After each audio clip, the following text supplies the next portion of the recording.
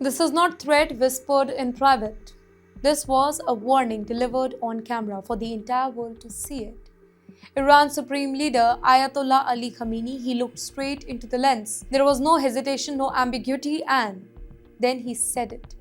If the US attacks Iran, the war will not stay limited. It will spread across the region. Pause here. This was not emotion, it was a strategy. You know why this message matters right now? Because Khamenei's speech comes as tension between Tehran and Washington climbed to one of their highest points in years. US aircraft carriers have moved closer to the region. American troops are on high alert.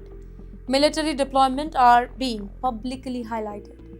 Washington, they call it deterrence. Tehran calls it intimidation. You know what is the core of Khamenei's message? We are not afraid. That's right. In his bluntest remark ever, Khamenei dismissed US military displays as routine pressure tactics. Aircraft carriers? He has not seen them before. Troop movements, not new. According to him, these moves are designed to scare Iran and they have failed. Let me quote what he said. The Iranian nation is not frightened by threats here. Now, this is not bravado. This is Iran projecting resistance, both outwards and inwards. Iran's red line, direct military attack. That's right. Khamenei stressed that Iran does not seek war. But he also drew a clear red line. If Iran is attacked, the response will be decisive. In fact, he promised what he called a strong punch against any aggressor. And crucially, he warned that the response would not stay limited to one location or one battlefield. Now, this is Iran signaling a multi-front response using allies, regional power point, and asymmetric warfare. Now, let's understand this regional war, what this really means. Well, this phase is not accidental. A regional war would involve US military bases across the Middle East, strategic waterways like the Strait of Hormuz, Israel's security environment, proxy forces aligned with Iran in multiple countries.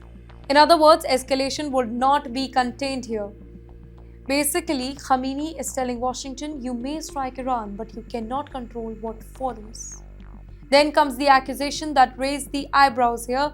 Khamenei went further. He accused the US of actively fueling unrest inside Iran. According to him, recent disturbances, they were not spontaneous protests, but they were part of what he described as a coup-like attempt. He claimed state institutions were targeted, banks were attacked, mosques were vandalized. In fact, security forces were deliberately challenged. And he directly blamed Washington for orchestrating it. Iran says that the unrest is over now. Yes, Khamenei insists that the unrest has been suppressed. He said the system remains intact, the state remains in control. His message serves two purposes here: reassuring Iranians at home and warning the foreign powers that internal pressure will not weaken Iran's leadership. Stability in his telling, it has been restored. So here is a bigger strategic signal. This particular speech was not only aimed at the US here. No, it was not. It was meant for Iran's allies to stay aligned. It was meant for Iran's rival to calculate carefully, and it was meant for global powers to understand the power dynamics of what's happening here. Khamenei is raising the cost of confrontation. Now, here is why this is so dangerous, because both the sides are now speaking in the language of deterrence.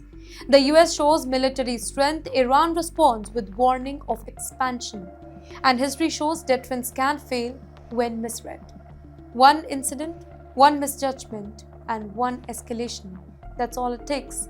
In the end, this was not a speech to provoke a war. Well, it was a speech to prevent one, by making it look too costly for the world. Khamenei's message is simple. Iran does not want conflict, but if pushed, then it will not fight alone and it will not fight quietly. In fact, the entire region will listen carefully.